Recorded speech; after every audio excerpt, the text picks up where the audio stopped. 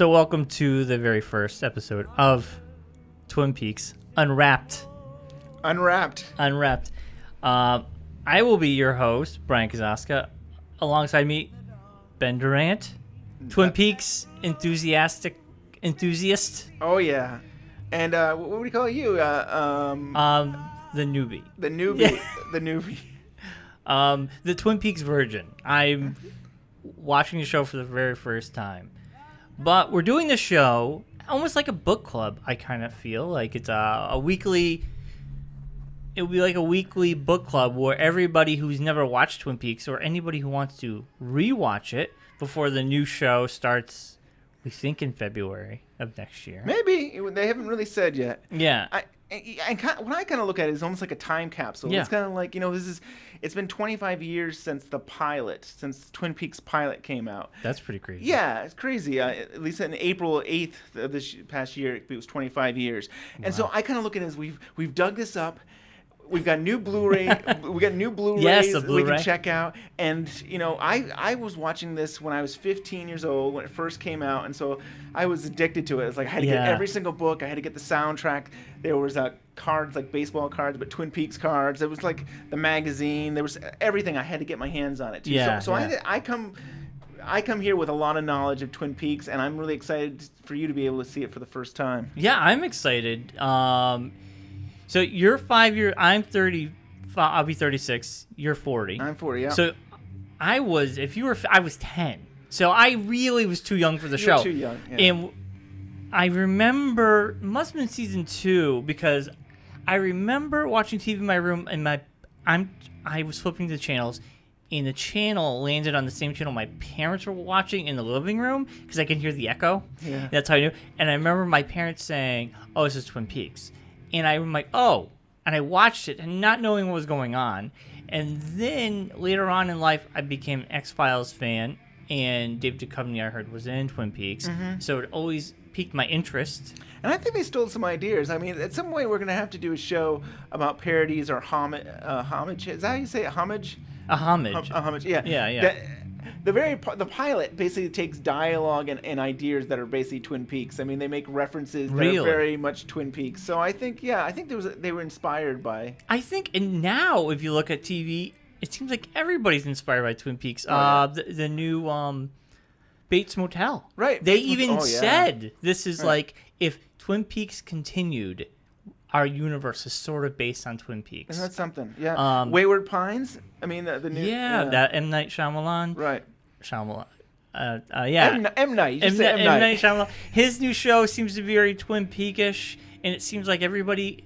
That's kind of like these people grew up watching Twin Peaks, and now they're trying to create their own Twin Peaks. Yep. But I don't think you can copy the original. Yeah, there's You couldn't. I mean, so we now know that David Lynch is definitely going to be doing the show. You can't copy David Lynch. I mean, he's a very unique director. He's very dreamy. He's got a different, he's got his own way of doing things, and I just don't think anybody can copy him and stuff like that. So yeah, you can try, but you'll never you'll never have what he brings to the show. So every week we're gonna do episode will be a show. So this is episode 0. This is basically us just telling everybody what we're about. So just join us on this journey, I guess. And then we're on Twitter. Yeah, at Twin Peaks Unwrap. Unwrap. I'm sure if you search Twin Peaks Unwrapped, you'll find us. You'll find it as well. Yeah. We're on Facebook, Twin Peaks Unwrapped on Facebook, and then the podcast will be on iTunes. And we're on iTunes, and then BeanPod is the home base. And more to come. I'm sure we'll get it on more platforms. But what can we expect? Like, we have like 23 shows, plus the movie we're going to do, plus specials we're going to do. If you have the Blu-ray, I would suggest watching that, I guess. Oh, yeah. Watch everything. I mean, that is, what an experience. I mean, I feel like I'm watching it for the first time again in a way because it's like the image quality is so good, like on the Blu-ray. I was hoping to go widescreen with it, though. Yeah, and technically they could go widescreen because they shot it on film and you could. Then why didn't they? Well, they don't do it because David Lynch as a director filmed it to be a certain way. I mean, 4:3, right? And some people have tried to do that, and you might get you might get an extra, or you might get a prop person in the shot. True. So I mean, they purposely filmed it that way. But technically, if they wanted to, they could go widescreen, and you'd see more than what they planned to shoot. You know what? It's a good point. I think 4x3 is probably, like you said, they shot that way. The Wire, another acclaimed show on HBO, was shot in 4x3, and then HBO put it in widescreen, and the people who created it were not that happy about it. They made a mess of it, I heard. Yeah, they did not. They said this show was filmed the way it was. You're going to see things that were not supposed to be in the shots. Right.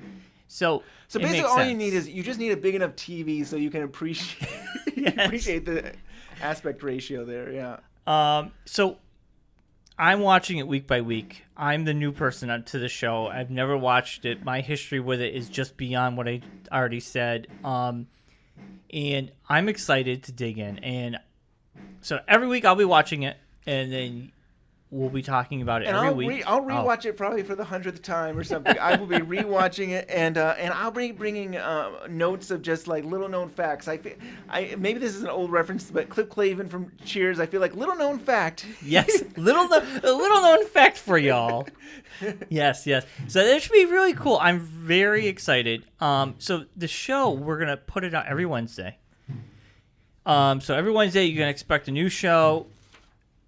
Listen and watch at your leisure, and every week we'll just do this until the new season, and then we'll continue with the new season and discuss the new episodes, I guess. Yeah, that'll be awesome. I can't wait. I mean, the show could pop. Well, as long as Twin Peaks will continue, we'll just continue doing it, I guess. Yeah, that'll be awesome. That'd be really cool. And I'm hoping that we can bring like some little treats each week with us and stuff like that. And one of those would be there was a cassette tape. I don't know if our audience even knows what a cassette tape is anymore. Dale Cooper has a cassette tape. Yeah. I have a cassette player in my car. Okay, there you go. So there was this cassette tape called Diane, the Tapes of Agent Cooper.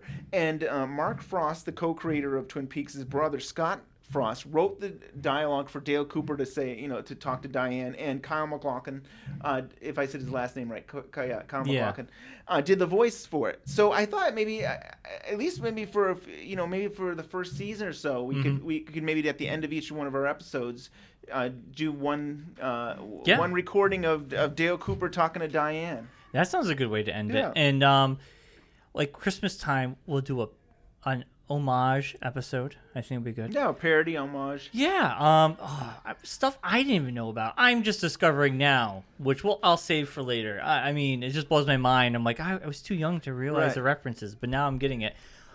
So I guess we'll end today's show, this week's episode off. Next week will be the pilot, and we're going to discuss not only the American pilot, but the international pilot. The differences. Oh, I want to wait.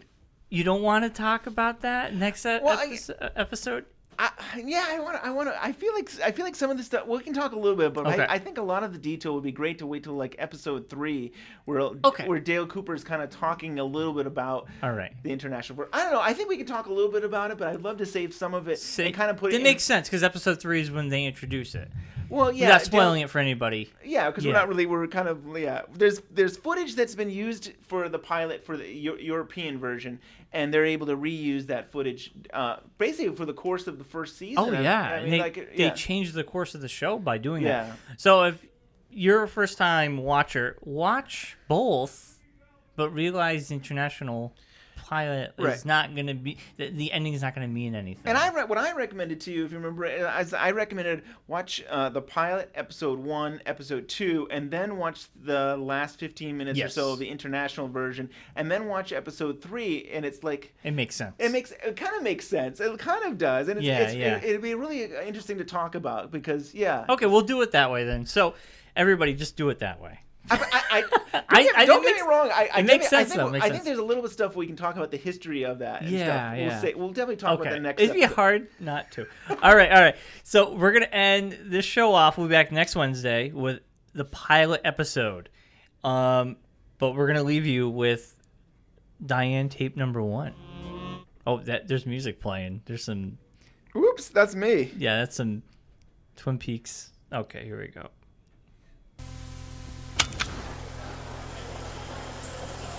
Diane, 9 a.m. Preparing to board Flight 210. Commuter flight, 15-seater. arriving in Spokane at 10:15 a.m. One meal, breakfast. Eggs, sausage, toast, jam, juice, and the usual coffee-scented hot water. What airlines do to coffee shouldn't happen to a dog, so I'm packing a hot thermos from the commissary.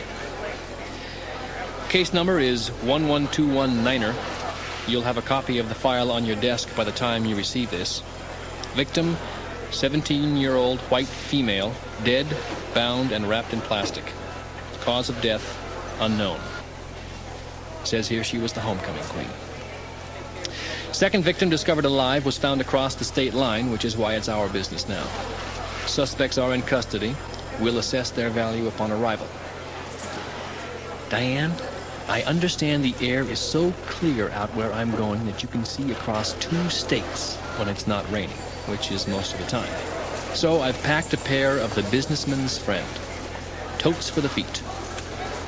I've been scanning active files for the region.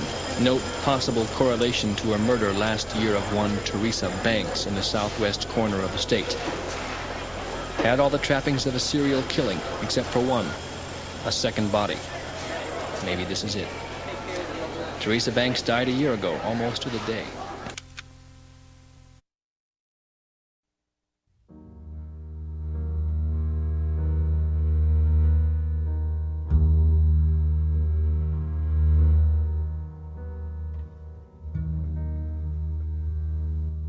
I got idea, man. You take me for a walk. And welcome to this week's Twin Peaks Unwrapped, the pilot episode. The pilot episode. So not really episode 1. It's like episode 0. Yeah, I mean, so the whole point of pilots is to see, is this, people make it and see, is this worth making a whole series out of? And so this was like this turned out to be a 2-hour movie. Yeah, it was pretty long. Yeah. But it's one of those things where if they like it, let's make it a series, and then they made it episode 1, the next one, but yeah. Yeah, and sometimes pilots, like I've noticed in other shows, a pilot will have some weird things, and then later on in the show, it wasn't there. They'll talk about it. Right. Lost did something with polar bears, but then they reference polar bears later on. Yeah. But this one, it seems to the most part, everything in there has they don't just brush something off.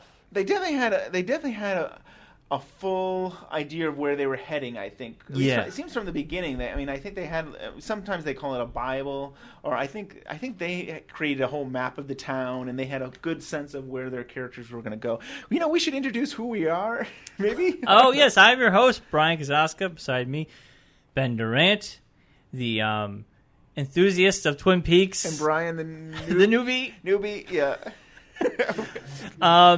So every week, every Wednesday, you can join us. We'll be talking about every episode of Twin Peaks. And if you don't know by now, we're on Twitter at Twin Peaks Unwrapped. We're on Facebook, iTunes, Podbean, more to come. And this week will be the pilot. We're going to just talk about the pilot episode. And so I watched that this week. So the pilot was written by Mark Frost and David Lynch, who are the co-creators of the show. It was directed by David Lynch. It aired April 8th, 1990, and that was a Sunday night. So it was a Sunday night. It was a Sunday night show. It was a Sunday night. It was like a Sunday night of the movie of the week kind of thing. Yeah, yeah. And so it started Sunday, and that following Thursday was when the first episode would air. So that's okay. So it's a Thursday night show. It's for the rest of the season, except for the finale of the first season, it was always on Thursday night. So to jump into Thursday night, back then that was NBC owned. Yep. I don't know, like, people listening to the show are young. If you're young, you don't realize that TV Thursday night was owned by NBC for so long. It was must-see TV. Yeah. And we don't have anything like that anymore. Now it's sort of like hour-long drama events. Sunday night is now become... Sunday night, you have Walking Dead, Game of Thrones.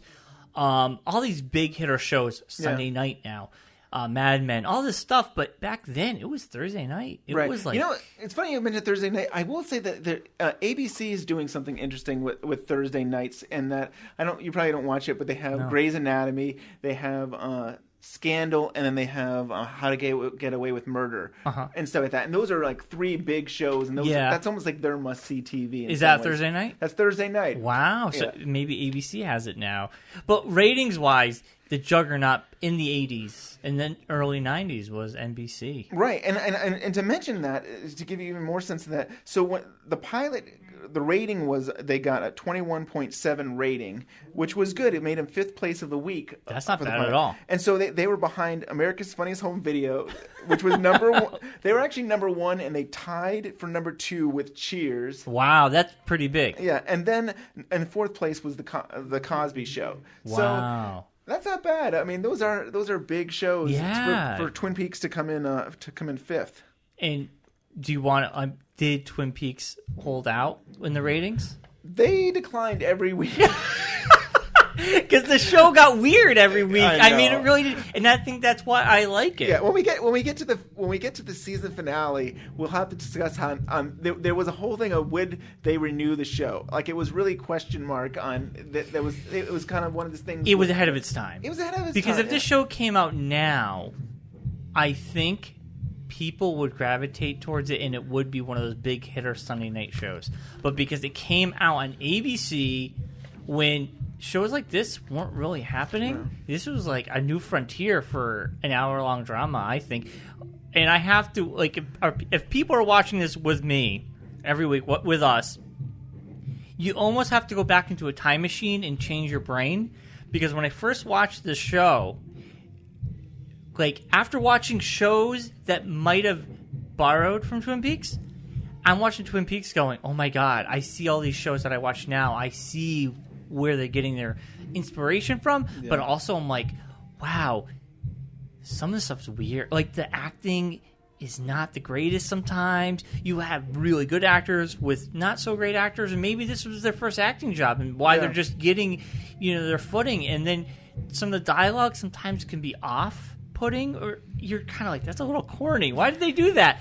But then as a show, you get into it, it grows on you, and it's its own feel. Right. And I don't always like to admit this, but we tried not to talk too much before the podcast, but I was like, so what are you thinking, Bryan? What do you think about this? And I think you did share with me, it's like, it's kind of a soap opera. And it is a soap opera. I mean, it's a nighttime soap opera like Dallas or those other type of things. So it does have, but so sometimes it's like really odd kind of like, things it has a soap opera music. Remember the love music when someone's like doing something romantic? Right. It's got that. It's like a Laura Palmer's theme song. Yes, yeah. And then when something bad happens, you hear the dastardly music, and then if something corny happens, you have that. So it kind of plays upon your senses with the music and. And they did take all that. They really did mix these genres. I mean, so like David Lynch is a film director. He is a very artsy director. And then you have Mark Frost, who did I just lost it. Blue. I'm sorry. Blue Velvet? Not Blue Velvet. No, he did a cop show that I can't. Before that, right? Okay. It was Hill Street Blues, and that was a cop show that had multiple storylines going on, very similar to the other one, to NYPD Blue. Yeah. But like to have that mash, to have somebody who's very story driven like Mark Frost, and have somebody like a director who's very artsy and very very visual and stuff. And I think they were a good mix. They were able to bring both of the things together to make this show. It's interesting. So the show aired April 1990, but they actually shot the pilot in February of 1989, so it was really like over a year later before I mean, that's a long time to actually. In 79, you mean? I'm sorry, 89. So in February of 1989, they shot the pilot in Washington D.C., Washington State. Yeah. Stuff like that. So they did that, and then they actually. The pilot cost $4 million to make, and I mean it seems like a lot of money, but like back then it was. Like then, both of us like Lost. I think Lost cost between 10 and 14 million for the pilot, and they're counting the 2 episodes. I think the first 2 episodes as that. Yeah. But it was still a lot of money. So Lynch and Frost had to get some money from Warner, and in making that deal, I think they also had to give UK rights. So they basically had to make an ending to the pilot, where here's a show that who killed Laura Palmer. Oh, so that explains it. Yeah, who killed Laura Palmer? It's like we want to put this on video in Europe, and so you need to have an ending to this thing. And so they did put an ending. They put a 15-minute ending, which I think we could talk about in our future shows. Yep. And stuff like that. Yep. And it actually when I was on video, let me see if I can find my notes here a second. But they actually did put it out on video. I want to say it's like 6 months before it even came out on TV. Wow. So, and back then there was no pirating, so it came out in VHS, and nobody in America knew about it, I'm sure. Yeah, November '89, 5 months before the U.S. got it. It was in the U.K. You could get it on video. So. I think that's kind of interesting, and during that time, so you're talking a year after they've filmed it. They used film too. I don't remember how popular film was back in 1990, but I know we were starting to go towards video. But the whole show, all of Twin Peaks was done on film and stuff. Wow, yeah. So it was filmed, and so that year that it took for them to actually get it aired. They actually did a lot of press. I mean, it was one of these things, too, where it was a risky show. It was weird. People weren't sure. ABC wasn't sure about it, and they kind of went back and forth. But I think they got enough of the press to say that this is a really exciting new show that they finally did air it in April of 1990. Yeah, I mean, for ABC, it still surprises me it was on ABC. Yeah. So here's the thing about ABC. ABC was in last place. So I think Fox was even beating them at this point. I think Fox was considered the network now. Yep. I mean, they had In Living Color. I mean, it was around then. So I think ABC was... Simpsons. Simpsons was doing great. So they were hurting. So they started taking risks. They did things like China Beach, which I'm sure you might not have heard of. remember China Beach. You know China Beach. So that was something... That was another way of their risk-taking. They started doing these different shows. There was, Roseanne, I guess, could be a risk taker. That it was a little. Yep. It's not your typical. I mean, it's not your typical comedy, really. Yeah, Roseanne. So I think they were desperate.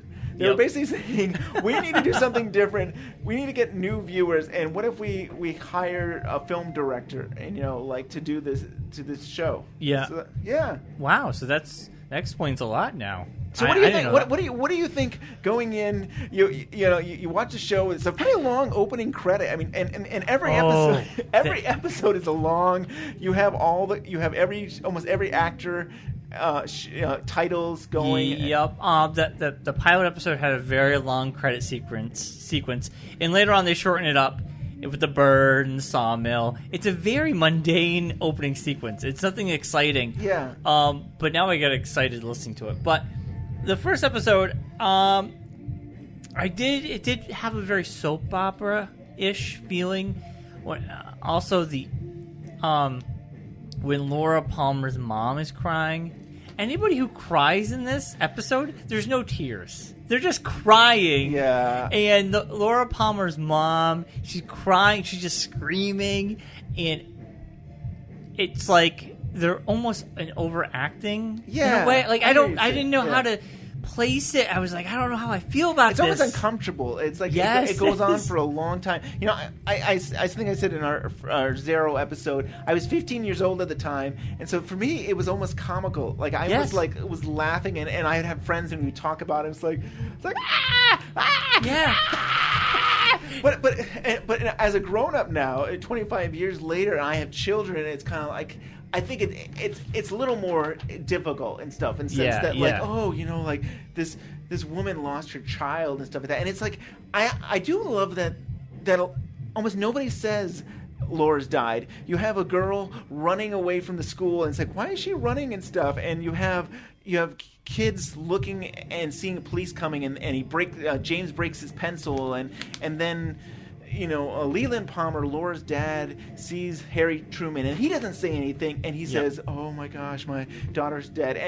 And the mother doesn't hear anything, but she knows, oh yes, what is Harry Truman doing here, sheriff doing here and stuff. And it's like, I mean, to me that's really powerful in some sense that you don't need to say it because it's understood. It's understood. It's understood that. But yeah, I totally can understand where it's like, it sometimes comes off as dark humor. Like it's kind of it can be funny or uncomfortable, and the actors would say they weren't trying for that. They were trying to be very serious. In what they were saying. Yeah, I mean, I could see that, but it is like the only reason I had to turn my brain back because after watching other shows, like you watch other like dramas like this, and the people are like they're crying and they're acting. Then you watch Twin Peaks. And you're like, oh my god, the acting is so weird. My brain isn't conditioned for this anymore. I'm so used to like these high caliber, like people are bawling and like, you get in the episode. I just put it out there for us to have. But, all right. I mean, I don't mean to distract you from this. It looks good on the iPad. Yeah, it's not bad. We gotta play. So now the first thing I noticed, the log lady. Now. I'm watching. How'd you get to the log lady? That was like the end of the episode. But no, that's something you. No, tell me about the log lady. Okay, I have the log lady. She is at the end of the episode, and then later on, when you watch it on Blu-ray, you can watch it with the intros. Right, sure.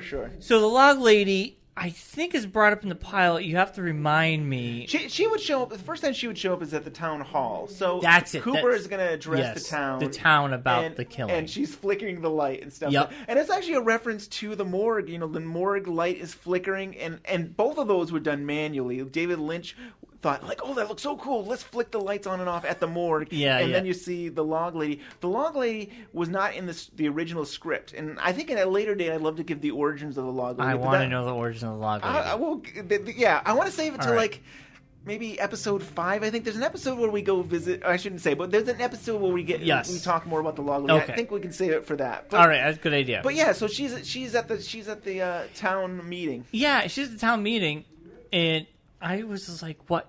Now the log lady, she carries around a log like a pet. Yeah, like it's weird. Right, and she talks to it like a pet, like a person. Yeah, and she has her log has things that she might.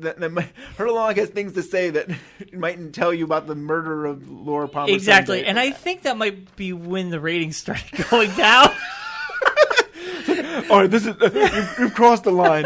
I can handle girls wrapped in plastic, and I can handle logs talking to people. I think I'm done with this show, but it made me keep watching, and I think that's where Twin Peaks, without getting ahead of myself, probably would keep the core audience, the people that like that stuff, and the other people who just watch TV to watch TV, going, "This is a little too weird," you know, like. Well, anyway. My first introduction to the log lady, I was just kind of like, well, that's the log lady. I don't know what to think about her. And yeah, she does play a bigger part later on. And in some sense, I think we all run into strange people in life. I think we all have people that are like a little off kilter, you know, like every day in our life and stuff like that. And she just seems a little off, and she seems like I don't know, a homebody, or she seems like somebody to herself, maybe. And stuff. And so the episode, like. The whole pilot, you know, you find Laura Palmer wrapped in plastic, which was odd. Do you think she washed up on shore, or someone wrapped her and put her there? Like, at first I saw it and I'm like, did she just wash up? They wrapped her through in the water and then she came back to shore? Right. So the interesting in the original script, there was no mention of wrapped in plastic and stuff like that, which to me is like, that is like a cool line. Like one of my favorite lines of the pilot is like, she's dead, wrapped in plastic and stuff. So the script really originally didn't have it. And my thinking is that I think they wanted her to be naked. I think that's probably what they wanted. And they couldn't do that, of course, on network TV. And so maybe the thinking was like, okay, we'll wrap her in plastic, and we'll get around that and stuff. So, I mean, I think we're led to believe that this is a murder. I mean, somebody has done this horrible act to her. And it's horrible because it's not... I mean, I don't know how... It's already horrible enough that you get murdered, but clearly the person not wearing any clothing as well is horrific. It leads you to wonder, is there some kind of horrible sexual thing done to this woman, you don't girl? know. It is a mystery. And then why is she wrapped in plastic? And would that be a clue to who killed her? Yeah. That would be a clue. Because it'd be like that kind of type of plastic. And later on in the episode, you meet a character named Leo. Yep. And he's married to... Shelley the waitress. Shelley the waitress, who works at a local diner. and her boss is Norma Jennings. Norma, which every time I hear Norma, I think of Norman Bates, and I think of Too Bates funny. Motel. Yeah. Because they say Norma. I don't know why Norma, and later on. But anyway, so Leo, because Leo is working on his house and it's a half construction, Right.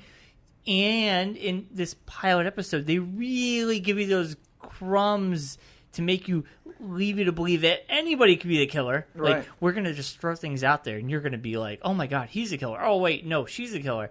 Well, anyway, one of the crumbs was Leo is married to Shelley, the waitress, and Leo is kind of a jerk to her. Yep. And you find out that he is possessive, and he also comes home with blood-stained clothing. Yeah, that might be the next episode, but Was it? I don't know. I could be wrong. No, I Isn't think... this one? Isn't the pilot? You could be right. Wait, hold on. I feel like it's the next episode. Maybe. You know why I say that? No, because in the pilot episode, I think they have a washer and dryer outside, Yeah. and I think she finds it in episode 1, but you see it and he hides it in the pilot episode, and it makes, because I wrote Leo killer in my notes because I saw the plastic in his Right. house. That makes sense. I mean, that's I can see how you could put that together that and say together, yeah, that yeah. there's the plastic is just hanging off the wall, and right. I mean, Yeah. I feel like it's the next episode, but Shelley does bump into the wall, and we see plastic all around her as well. And so yeah, Exactly. That is the next episode. Yeah. And then, so you have the breadcrumbs with Leo, and you're like, oh my God, Leo. And then you realize everybody in this town is having an affair with somebody. Yes. I feel Soap opera. That's That's very where soap, I was like, yeah. soap opera. I'm like, is it almost overkill? But they don't do it. This show does it sort of gradually. They kind of unwrap everybody's affairs. But in the first episode, I was overwhelmed with how many characters I was introduced to. Yeah, I it's was a just- lot. I was just and they like- just keep adding. They just every Oh, episode yeah. they keep on adding another character. They to don't let it. it sink in either. You're like, here's a new one. Right. Oh, here's more. And you're like, oh my God. And I was just like, I'm trying to remember all their names. Yeah. And I don't think, for me, it was a little bit overwhelming because I'm used to a show introducing a few characters at a time. Right. And this one it's almost like a tree because it'd be like, here's one character, here's their wife. Oh, and the guy's having an affair with this girl. Oh, but that girl's also having an affair with this guy. Right. It just goes on and on and It on. goes back to Mark Frost's writing for Hill Street Blues. Hill Street Blues was a police show the same thing that had multiple storylines on a lot of characters. They had a huge cast, so I think that's where it comes from. The interesting thing is that sign at the beginning of the theme or The Twin Peaks sign? Yeah. It says 51,201. Well, Mark Frost and David Lynch originally wanted it to be 5,201 population of Twin Peaks, which I think, to me, does make sense because it's a close town. Everybody knew each other. Everybody knew Laura Palmer. So I would like to see, I think 5,000 would have been awesome to think that that's the whole town. But ABC's ABC, that's too small. You need to be bigger. So they added a 1 to make it 51,000. 201, and now you're saying that's not a little town anymore. No, so. because honestly, you only see so many people, and it does make it feel like a very close-knit community. Yeah, I mean, it really does. I mean, I think everybody knew Laura Palmer. It goes. It's throughout the series. That's what it's clear that everybody knew who she was. I thought I'd bring up some things at the very beginning of the pilot. Okay. There's these ducks on the lake. 2 ducks. I can't even start. Okay, so there's 2 ducks on the lake, and then the next shot we have is 2 black dog statues, and then we have a mirror of Josie looking at herself, and there's this constant theme throughout Twin Peaks of this dual dual images, twin peaks, Oh, and wow. Okay. doubles and stuff, and twins, and it's a very common, and it will carry us throughout the whole series. I never knew that, but it makes sense now. Yeah, so it'll be interesting. I mean, I think it's just something that the creators are having fun with us. But it's funny it started at the very beginning of the series, this duality and stuff like that. That's something I'll have to watch out for, man. You're opening my eyes, Ben. I didn't know that. That makes total sense now. And it makes sense because everybody's almost,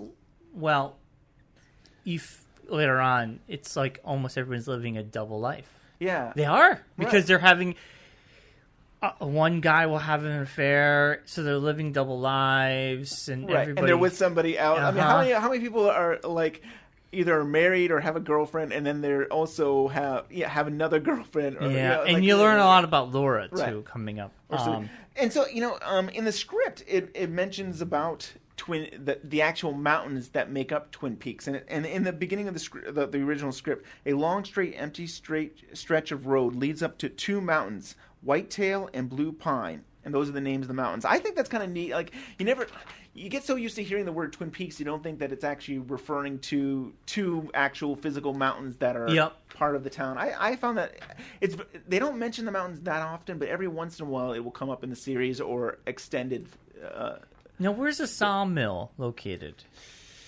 In between? Is this town in between? I could try to get a map or something like that, but I don't have a map. I can't remember actually. The funny thing is, only for the pilot they actually filmed in Washington. The rest of it they went back to L.A. and did their footage there. But the funny thing was, it's not supposed to be. But the sawmill actually was.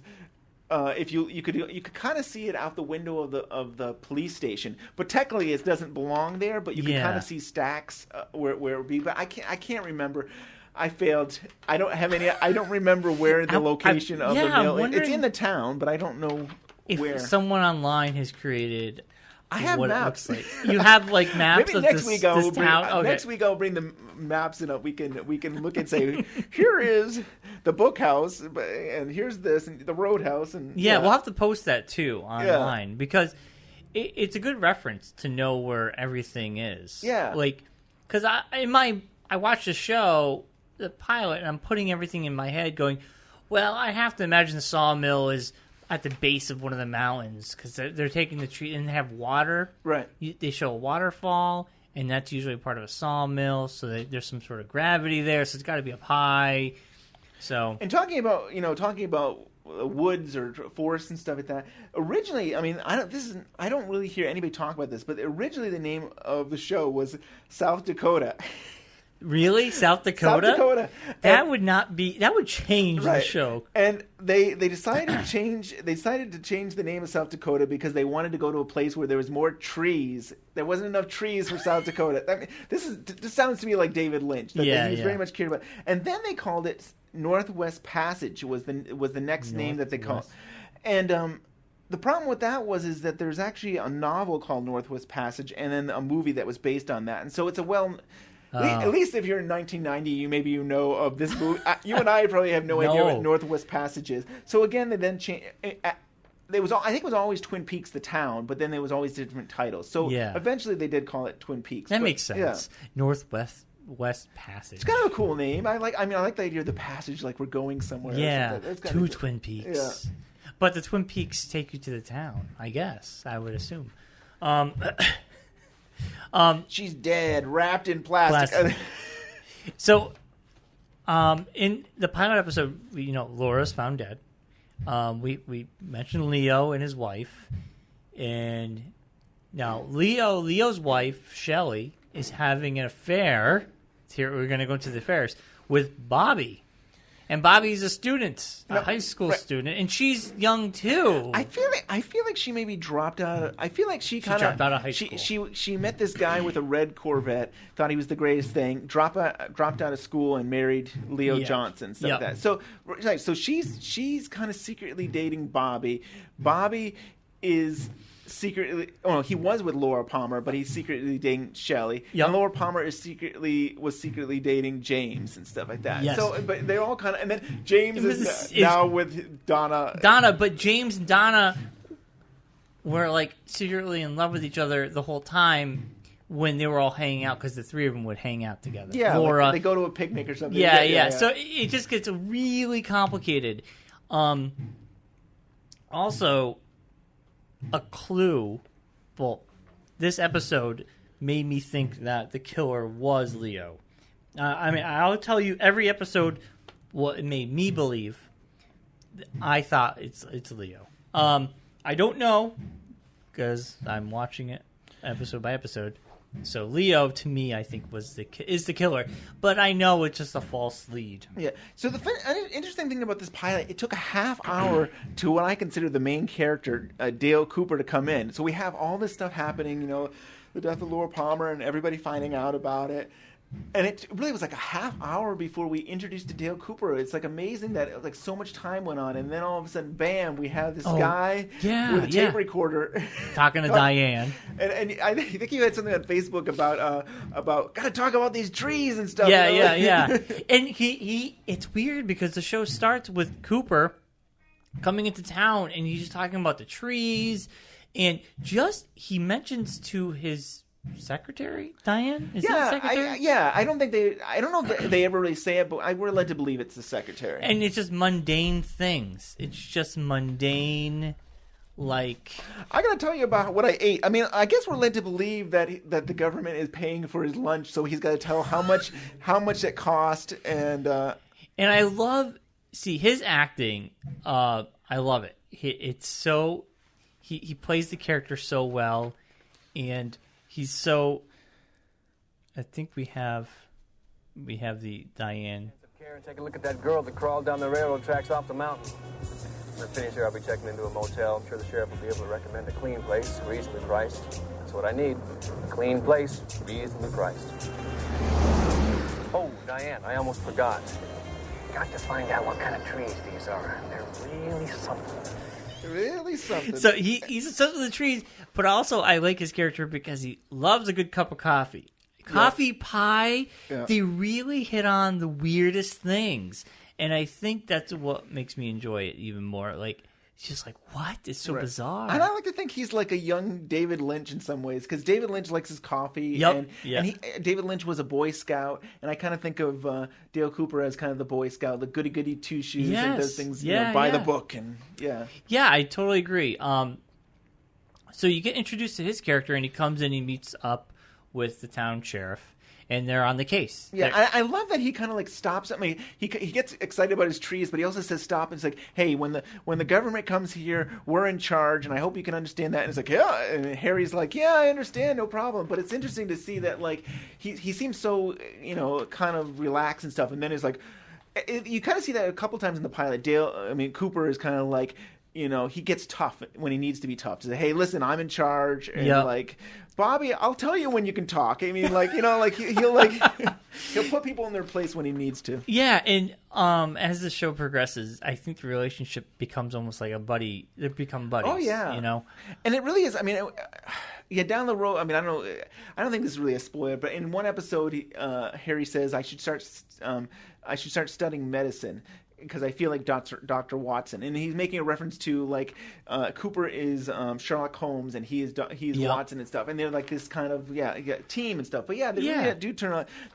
We call it now almost like a bromance and stuff. Yes, yeah, and then you have the weird secretary at the police station, the dispatcher, Lucy, and she has her own side plot later on, which we won't spoil now. And she's a little out there, but she's always making sure they have donuts and coffee. And the donuts get ridiculous in the show, but not in the pilot. Well, the pilot sort of hit on the donuts, but later on it gets a little weird.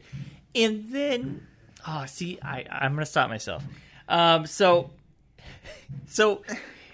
as the pilot progresses, they're looking into Laura Palmer, how did she die? Right? Like, what did they find on her body? Do you remember? Well, right. So I mean, Cooper is looking at their nails and stuff. And that was a letter. There's a letter, and so he, first they're like, "Oh, we've cleaned these nails. What are you doing?" and stuff. But it's clearly that there's a pattern. This has happened before. That someone has murdered had murdered people, and they've stuck letters in their nails and stuff like Yes. that. And so he looks at Rinette Pulowski, who was the other girl that the whole reason Dale Cooper came to, because he got involved in this murder mystery, is because Rinette went outside the state border. And so because yeah. so she no longer, I guess she's no longer was in Washington. I don't know if she was actually in Canada or where. I can't remember where she was, but because of where she went, so she was also most likely a victim of this person and stuff like that. So that's why Cooper came in to investigate it, and he looks at her nails and doesn't find anything, but he will go and find a letter under Laura Palmer's What was nails. the letter? Do you remember? Let me see. I should Did know it this. matter? Was it R or an L? I had R or L. Yeah, I mean, I didn't write it down. I'm trying to figure out it was either. Yeah, it was probably. I feel like it was an R. Yeah, it's an R. But even though I feel like wouldn't R be great for Annette, because that's, but it doesn't have. She doesn't have anything. And so. it was such a tiny, tiny letter. So right here, I mean, this show borders on. I really do think sometimes they're risque. And Jacoby, this is the scene where they first. Who's Jacoby? Dr. Jacoby is he was a psychologist, and he was treating Laura Palmer secretly. And so he meets Cooper at the elevator, and I think where is this? This is the first time you're meeting the doctor. And so he was not even in the original script, and he didn't really have any lines, and the character grew out of that. But I don't even see it now. But there is a scene where he's got this tie with a hula girl, and he starts rubbing his fingers underneath her dress and stuff. I'm just saying, it seems a little risque, and I feel like I love to say that this is. Here we go, right here. I'm just saying. I didn't even notice that. I'm just saying it's a little risque, and I feel like they do that. There's several times where they'll make mentions of things that seem very risque. I didn't even notice this. If you watch this show and you have to rewatch that one part, I didn't even notice that. Yeah, he's just. You think it was intentional? I think it was intentional. I do, and they got past the ABC censors there, and. But I mean, technically, he's just rubbing a tie. He was rubbing a tie. I mean, technically. Right. Now they're flicking the morgue and they're flickering light and stuff, and I love this effect, but it's something that David Lynch came up on the spot.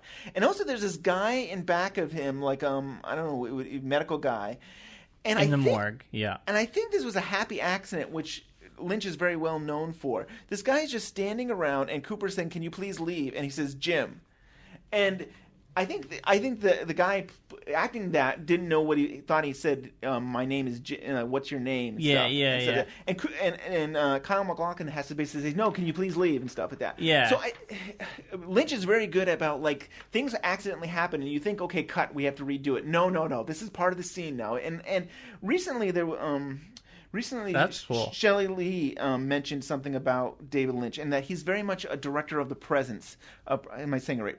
He's a very director that's present. So he has no problem with changing things depending on the actors, how they feel, or about things that happen. And there's another thing. I guess I'll move ahead real quick. Yeah. There's a point where they go to this safety deposit. They find Laura's money in the safety deposit box. And we're at a table, and there's I think a deer head on the table. I noticed that, which later on appears on the wall. Yes. But I feel like they didn't have time to put it on the wall, so they just shot the scene that way. Or it fell. So a magazine. There's a magazine called Wrapped in Plastic that was back. They don't publish it anymore, but it was a magazine based on Twin Peaks, and they did an interview with Frank Silva, I think he was the set dresser, but he also will become a character that will be a bigger part in the series later down the road. But he says.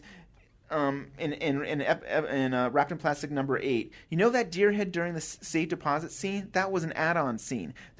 This was not originally scripted. We wanted the deer on the wall, but it wouldn't stay up. David said, "It's taking too long. Just throw it on the table and we'll make it like it fell off the wall."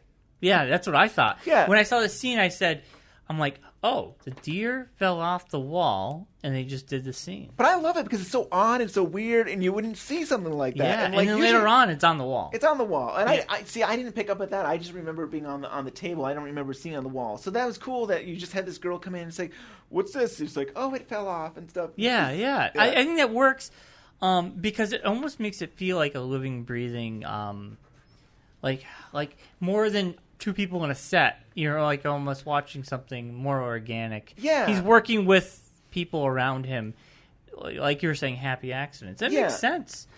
So the pilot episode you meet Laura's one of her best friends. Yep. Well, James was a Donna guy. Hayward. And Yeah, Donna Hayward, yeah. who's played by Flynn Boyle. What's her name? Flynn Boyle. Flynn Boyle. Sorry. But I should know her she's name. probably She's one famous... of the she's probably one of the better actresses on the show. Yeah. Her, Agent Cooper, and then later on there's a few others. Is it Donna Flynn Boyle? No. Donna Flynn Boyle. Her name is Donna in the show? No, it's not Donna. It's not Donna. People are going to hate me. I know people listening to this right now know what her name is and stuff. I can look it up. While you're looking it up, I'll mention that Ronette Pulaski, who was the other girl that was who lived the trauma of whoever murdered Laura Palmer. She was originally in the script she was called Sharon Pulaski, and the actress could have been Laura Palmer, but I think that she didn't want to be naked and stuff. Because Cheryl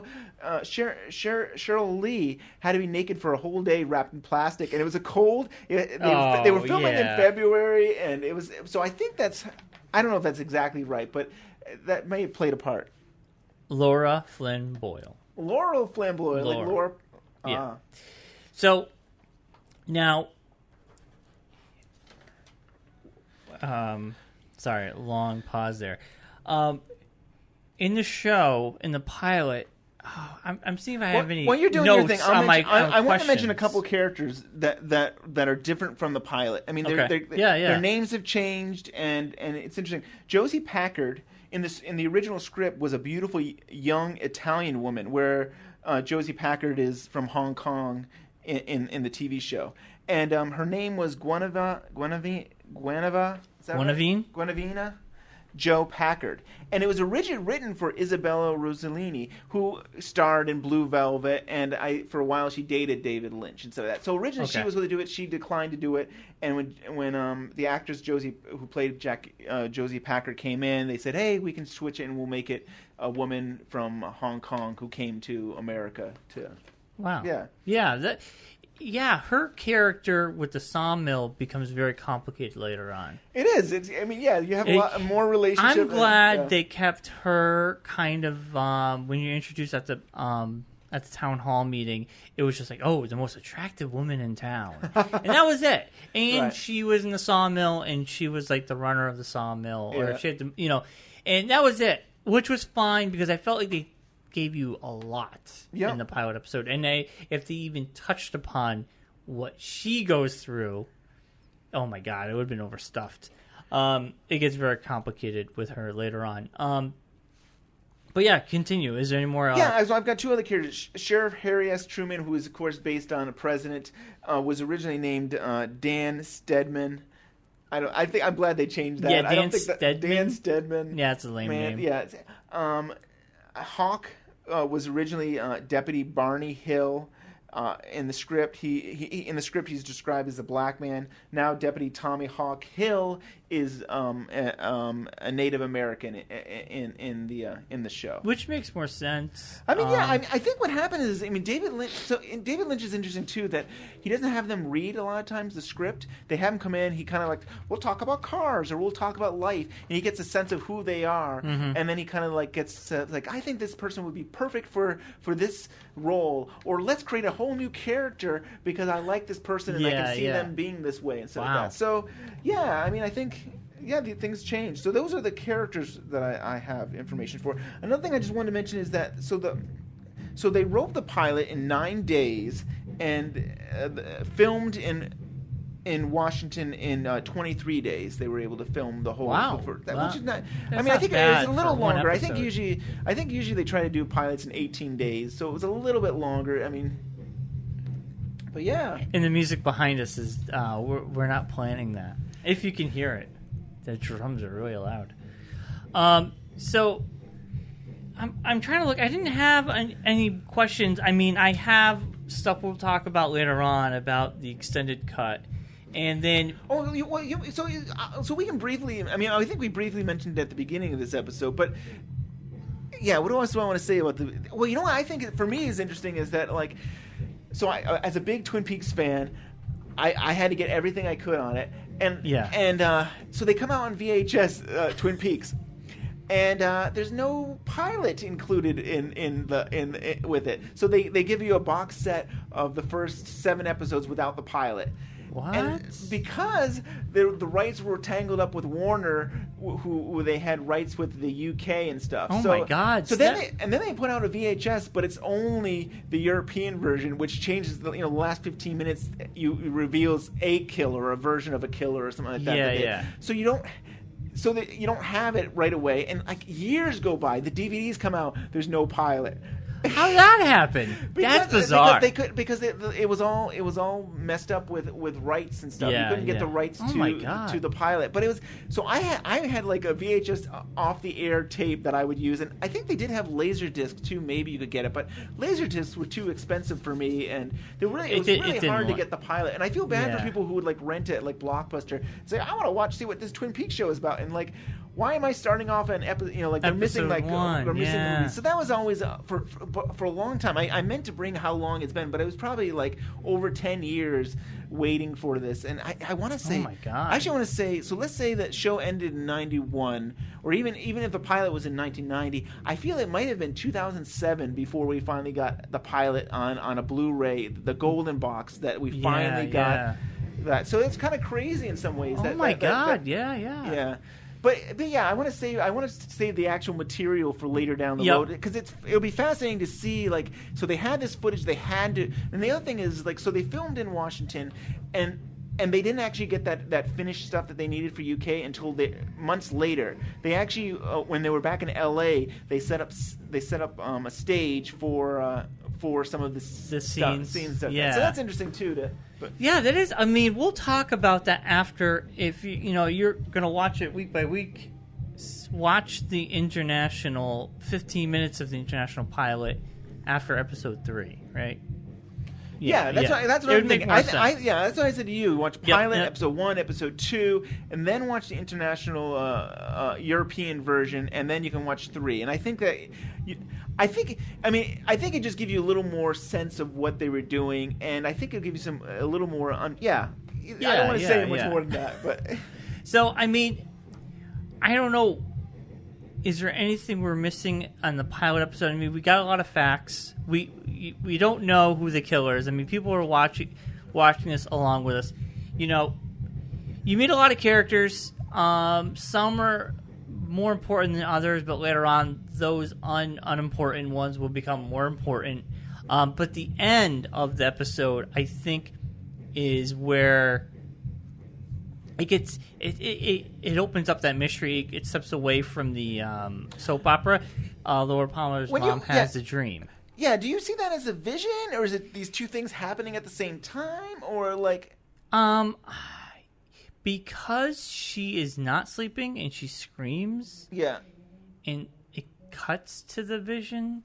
It has, but don't they reference it as a dream? Or no, they reference it as a vision. Yeah, in a later episode they do. But they do. I'm always curious to know what people seeing it for the first time. What would they see? At first, I thought she.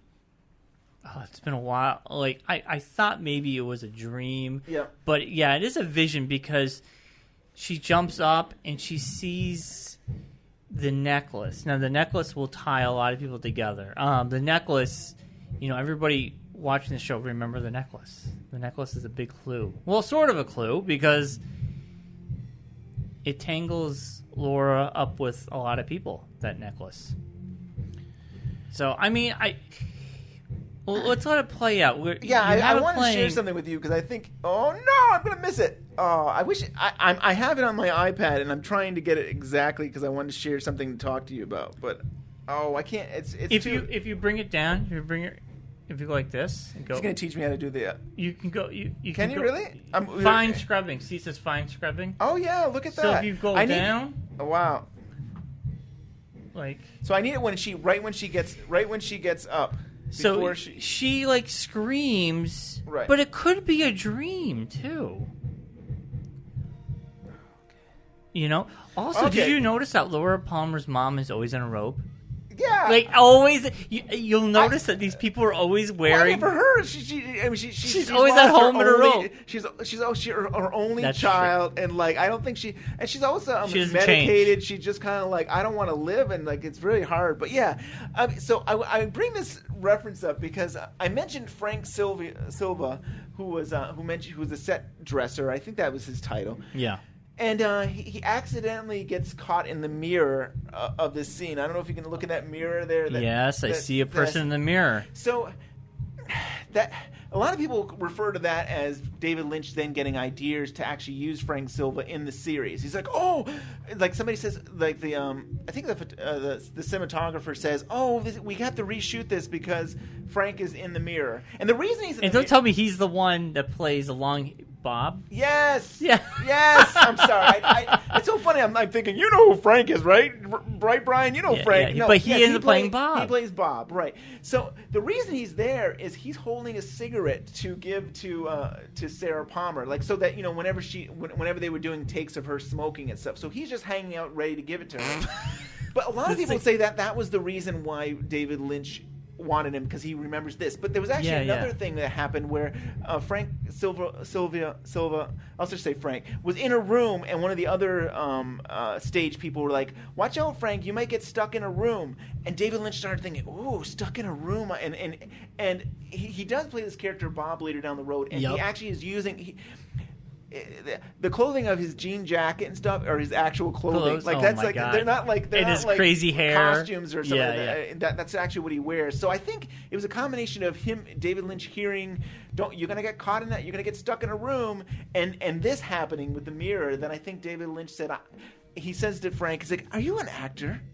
And he's like, and no. he says, "Yes, I have. I've done theater work, or I think he did in college or something. But I had some experience and stuff." It's like, "Oh, okay, because I might use you and stuff." And they wrap up the pilot in Washington, and then he's like, "Okay, I think we need," or I think maybe they actually were still there. But it's like, "I need you. I have a couple pages. I want you to read some dialogue." And I think that's what we'll continue that in a later episode and stuff. But it's kind of cool.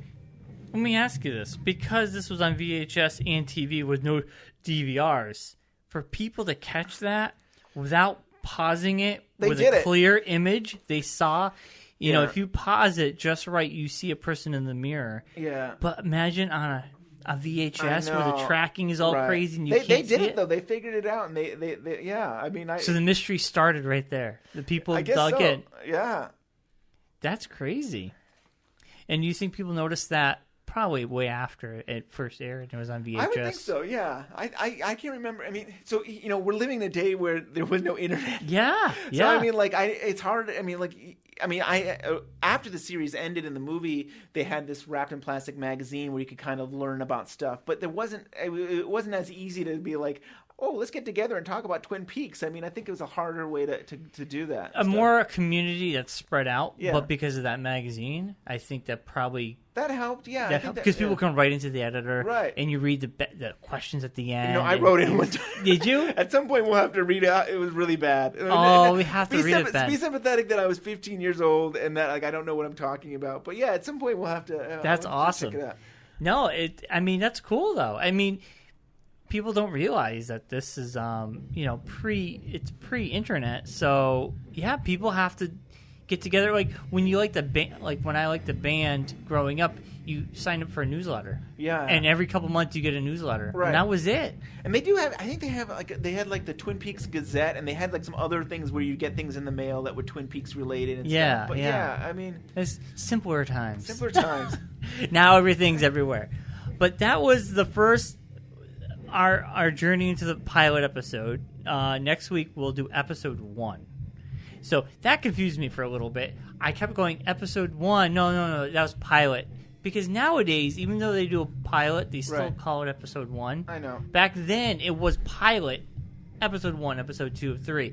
So it does throw me off when I was taking notes. I was like, oh, wait, I think they even have weirder numbers than that. They might be doing like 1001 and stuff, and they have a weird, but it's all very odd. And I briefly mentioned to you before we started the show that Germany named the episodes.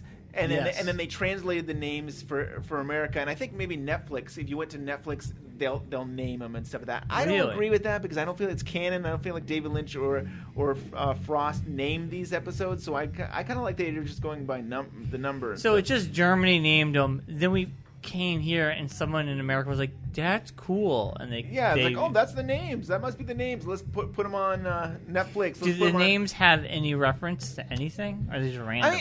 I mean, there's reference to the episode. I mean, they'll have things that'll be like, I'm trying to think of I can't even think of the names, but some of them are like Zen and or they'll be like. They'll have names that are somewhat related to the episode, but it doesn't feel right. Like it feels like a forced names that I don't feel like. Yeah. I like Germany must have had a DVD and they had to give it a name. They're like, maybe someone just typed something up. Right. Yeah. Yeah. Just random names. So I think anything else about the pilot episode? Any more factoids? Anything we need to know? I mean, there's so much more you could talk about, but I feel like we're pretty good. I mean, you could talk about that. I think February they shot, and there was like a snowstorm, and there was a couple days where they couldn't film because some of the people were stuck. I mean, there's so many like interesting stories that you could probably talk about, but I feel like we'll probably have at least 30 episodes before the new series comes out. We'll have plenty of time to go back and say, hey, we can talk more about the pilot, or we can talk about other episodes. I think we've covered a lot today. Yeah, for the pilot episode. And I mean, going into the show, my first impressions were, this is weird, kind of cheesy, soap opera-y. Yeah. There's a mystery.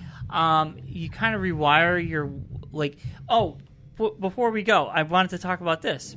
Because the show, when I say I have to rewire your brain, this show reminded me a lot of Broadchurch on BBC. I can see that. Now, they brought it to America and they called it Grace Point. Right. And had Dave Lieutenant from Doctor Who. He played the same character in both episodes. Both shows. Series or... Yeah, he was America and the BBC. And then BBC, they did season 2. And in America... They did 8 episodes or whatever, and that's it. They didn't get picked up for season 2. And I was glad. I was like, that was a perfect mini-series, in my opinion. But I'm watching it, Twin Peaks, going, oh my God. Yeah. And then I watched Bates Motel. And Bates Motel has a lot of intricate characters, and there's drug smuggling. There's the woods. I mean, they're in the woods a lot. Yeah, too. just like Twin Peaks. Right. But Grace Point...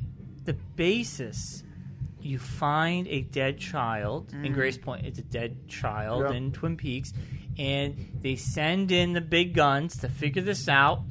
And Cooper is kind of a Boy Scout, like you're saying, straight and narrow. As right now, I don't think he has a bad background. He's straight and narrow, nice guy. Right. And now, this day and age, in Grace Point and other shows, they make that agent rough. He has a bad background. Bad things have happened to him. Right. He's got to make things right with his family. He's driven because of the life that he's lived. He's driven to solve this case. So I'm when I watch this, I'm going, it's just a different time, and we didn't have gritty shows on TV, network television, because network television, that's all you had. You didn't have a million channels with these types of shows. So it's just interesting. It's a time capsule. You go back, you're like, wow. So this was it really speaks to the time of what was being shown. I mean, Twin Peaks goes left turn eventually and goes into the weird and crazy, but this pilot episode, you're just like, it represents that time period. It's a little bit different because you didn't have the gritty detective coming in and taking charge. You just have this guy coming in going, hey, I'm taking charge. And they're just like, okay. Like if that show took place now, there would be like a whole 20 minutes of them arguing and hating each other. Right. Like Grace Point, he comes in and she's pissed. Like, no, why? Who said you can do this? This is my town. So it's just interesting. So I in my head, I had to detach myself from these shows I've already watched, like True Detective and stuff. Oh yeah, True Detective's right. And The Killing is another one that is that similar thing. The first season and the second is about a girl being killed and stuff. Exactly. And stuff. So it's like the same plot, but they're just putting their own spins on it now. Yeah. And with Twin Peaks, it was sort of like new and fresh. Oh, yeah. Now I feel like there's so many shows that are kind of like, they start off with one killing, and it leads into a million things. And I kind of feel like, what else did this before Twin Peaks? Nothing really. Not like this. Yeah, Yeah, not like this. I'm trying. Yeah. I'm trying to think way back then that what else there was and stuff. I mean, yeah, a lot of them were goofy stuff. I mean, and they kind of make references to stuff. I mean, like, oh, the Fugitive or something like that. I mean, there's definitely like references in Twin Peaks to these type of things. But to do it this way, I can't recall anything like it. Right? And you kind of feel like you stumbled onto something special. Yeah. That, like, I'm sure when you watch it when you're 15, you're kind of like, you're watching it going, I'm the only one watching this. Yeah. This is like my special show. Right. Nobody knows about this. They're making this for me. Yeah. You know, this is a really obscure show that you should check out sometime, maybe. But it's called The Prisoner. I don't know. I think it was in the 60s or something like that. But this is the closest thing I can think to obscure. I mean, you have this character who might have been an agent who is he's from England, so it's an English show. And he wakes up and he's on an island, and the whole purpose is they want answers, and he's refusing to give answers. And it's the same thing every week to some degree, but it's obscure. It's really weird and interesting. It's something someday you should check out. I'll check it out. It's only 18 episodes, I think, or so. BBC? BBC, yeah, maybe. But it's old, so it might be hard to find now. But you could go to your library. You could probably go to your library. I'll check Netflix. Go to your library. I don't think it's on Netflix, or I've been watching it. But I'll have to check it out. No, that's cool.